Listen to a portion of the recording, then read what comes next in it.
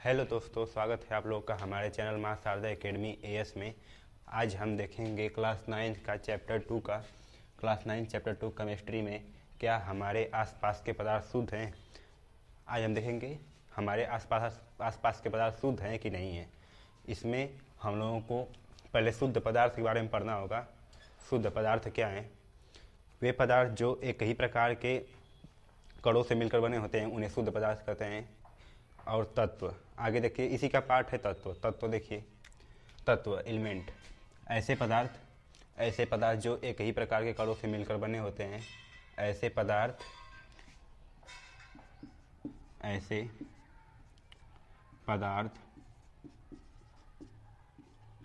जो एक ही प्रकार के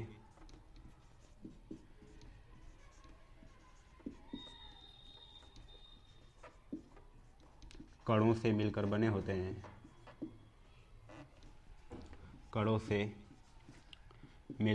होते हैं,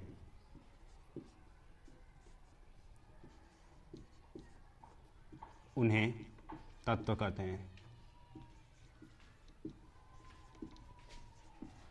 तत्व कहते हैं।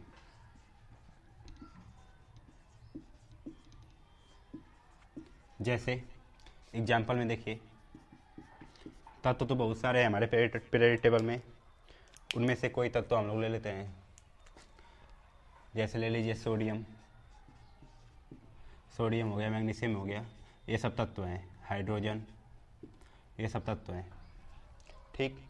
अब एलिमेंट के प्रकार, तत्वों के 3 प्रकार होते हैं: धातु, अधातु और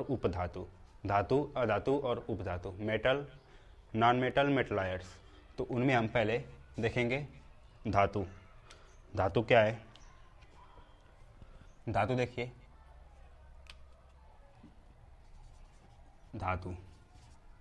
इनमें पहला पार्ट है धातु को इंग्लिश में मेटल कहते हैं। वे पदार्थ जिनमें विद्युत तथा ऊष्मा का प्रवाह आसानी से हो जाता है उन्हें धातु कहते हैं। देखिए, वे पदार्थ जिनमें विद्युत तथा ऊष्मा का प्रवाह आसानी से हो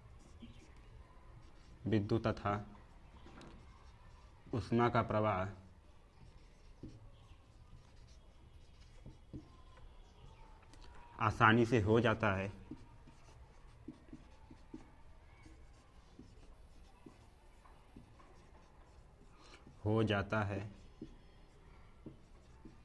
उन्हें धातु कहते हैं। जैसे धातु के एग्जाम्पल देखिए, सोना हो गया। सोना में भी विद्युत तथा ऊष्मा का प्रवाह आसानी से हो जाता है। चांदी में भी हो जाता है, लोहा में हो जाता है। तो सोना, चांदी, लोहा, एल्युमिनियम में भी हो जाता है, सोडियम में भी हो जाता है, ETC। इसका दूसरा पार्ट है अधातु, नॉन मेटल। आइए उसे भी देखते हैं। अधातु, दूसरा पार्ट अधातु।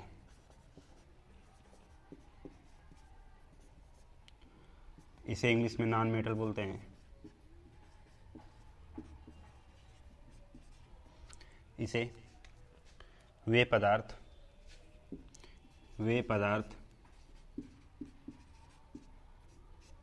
जिनमें विद्युत तथा ऊष्मा का प्रवाह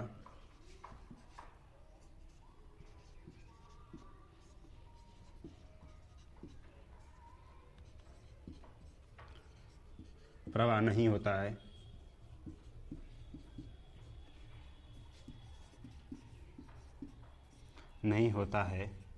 उसे अधातु कहते हैं। जैसे हो गया, इसमें ले लीजिए हाइड्रोजन एक गैस है। इसमें तो होगा नहीं प्रवाह विद्युत ऊष्मा का। हाइड्रोजन हो गया, हीलियम हो गया। इसी प्रकार सभी प्रकार के गैसें जिनमें विद्युत तथा ऊष्मा का प्रवाह नहीं होता है उन्हें अधातु कहते हैं। इसमें एक हीरा भी आ जाएगा, प्लेटिनम आ जाएगा, हीरा। प्लेटिनम, इनमें विद्युत तथा ऊष्मा का प्रवाह नहीं होता है। ठीक।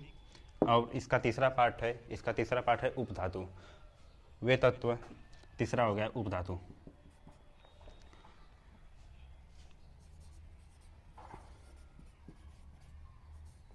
इसे मेटलाइट बोलते हैं इंग्लिश में।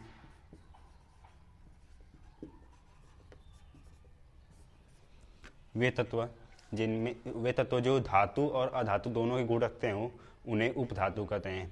वे तत्व जो धातु और अधातु दोनों गुण रखते हैं उन्हें उपधातु कहते हैं, जिनमें विद्युत तथा ऊष्मा का प्रवाह होगा भी और नहीं होगा। ये जैसे इसके एग्जाम्पल हो गए, इसके एग्जाम्पल हो सकते हैं, इसके एग्जाम्पल जर्मेनियम हो गया, इसका एग्जाम्पल जर्मेनियम होगा और आर्सेनिक होगा। ये उपधातु होंगे और इनमें विद्युत तथा ऊष्मा का प्रवाह नहीं होता है। धातु तथा अधातु में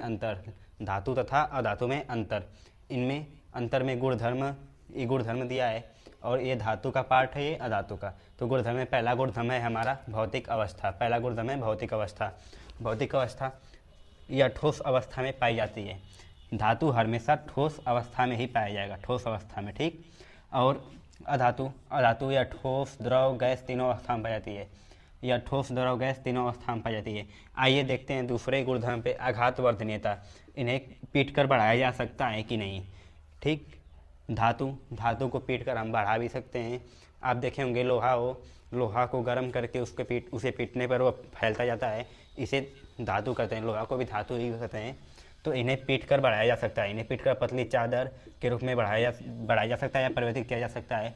तथा अधातु में ऐसा करना संभव नहीं है। ठीक। आइए देखते हैं अब तीसरे गुणधर्म पर, तन्यता। तीसरा गुणधर्म है इसका तन्यता। इसे खींच कर बढ़ाया जा सकता है कि नहीं। तो धातु को हम खींच कर पतले तारों के रूप में परिवर्तित कर सकते हैं। इन्हें खींच कर गर्म करके खींच कर पतले तारों में परिवर्तित कर सकते हैं, लेकिन अधातु में ऐसा करना संभव नहीं है। ठीक।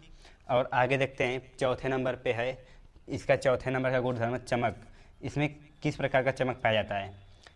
धातु में एक विशिष्ट प्रकार का चमक पाया जाता है। इनमें एक विशिष्ट प्रकार का चमक पाया जाता है जिसे धात्विक चमक कहते हैं। जैसे धातु में जैसे लोहे को गर्म करेंगे तो उनमें एक चमक होती है, लोहे को गर्म करेंगे चमक होती है, उसे धात्विक चमक कहते हैं। ठीक।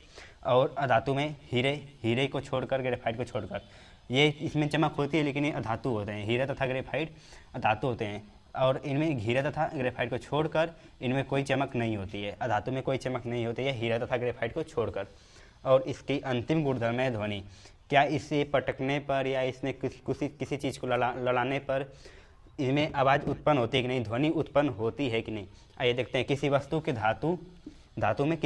धातु से टकराने से ध्वनि उत्पन्न होती है। जैसे लोहे पे ईंट से वार करेंगे तभी भी ध्वनि उत्पन्न होगा। तो इनमें किसी वस्तु से धातु से टकराने पर ध्वनि उत्पन्न होती है। ठीक। और इसमें अधातु में या किसी से टकराने पर ध्वनि उत्पन्न नहीं करता है, क्योंकि गैस होता है, अधातु गैस होता है। गैस किसी से टकराने पर भी ध्वनि उत्पन्न नहीं करता है। ठीक। यदि ये वीडियो आपको अच्छी लगी हो तो हमारे चैनल मां शारदा एकेडमी AS को लाइक करें, सब्सक्राइब करें, ज़्यादा से ज़्यादा शेयर करें। जय हिंद।